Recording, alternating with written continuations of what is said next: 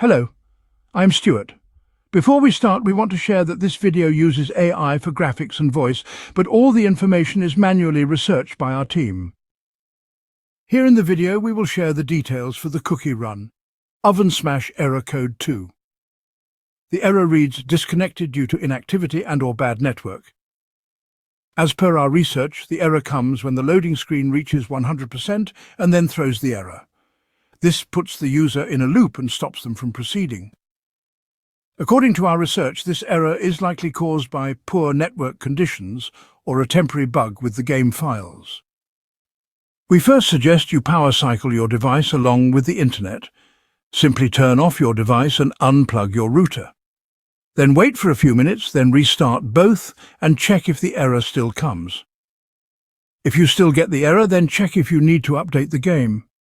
If any update is available, install it and try again.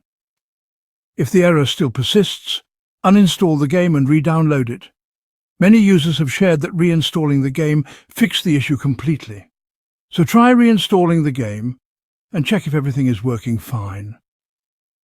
Thanks for watching. This is all we have for the error. If this video helped, don't forget to like, share and subscribe. Have any questions or issues? Drop them in the comments below. See you in the next one.